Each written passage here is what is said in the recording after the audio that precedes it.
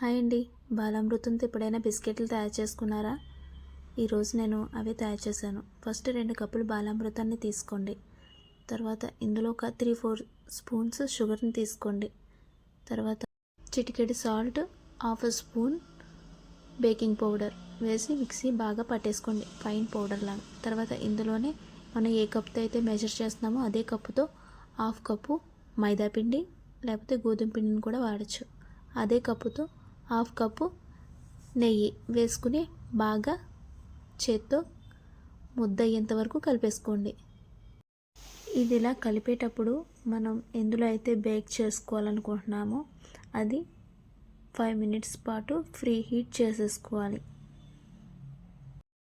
ఇలా తయారైన ముద్దని మనం చిన్న చిన్న బౌల్స్లా తయారు చేసుకొని 2 చేతుల మధ్యలో పెట్టి ఒత్తుకుంటే బిస్కెట్లా తయారవుతుంది. ఈ ఒత్తుకున్న బిస్కెట్ ముద్దల్ని ఇడ్లీ పాత్రలో వేసి 20 మినిట్స్ వరకు బేక్ చేసుకుంటే సరిపోతుంది. ఇడ్లీ పాత్రలో అడుగు రేకు మాత్రం పెట్టకండి. పెట్టారంటే అడుగువి హీట్ ఎక్కువైపోయి మాడిపోతాయి అన్నమాట. అందుకు అడుగు రేకు వదిలేసి మిగిలిన చూపించిన విధంగా ఈ కలర్ వచ్చేంత వరకు బేక్ చేసుకుంటే ఎంతో టేస్టీ అయిన బాలామృతం బిస్కెట్లు రెడీ అయిపోతాయి. ప్రతి బిస్కెట్ నేను చూపిస్తున్నాను చూడండి. కలర్ ఇంకొంచెం డార్క్ అయినా పర్వాలేదు, కానీ బాగా డార్క్ అవ్వకుండా చూసుకోండి.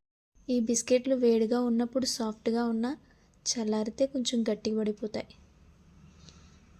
అంతేనండి. మీకు నచ్చిందా? నచ్చితే లైక్ చేయండి, షేర్ చేయండి, ఇంకా సబ్స్క్రైబ్ చేయండి. Thank you for watching. మా బిస్కెట్లు చాలా బాగా వచ్చాయి కదా.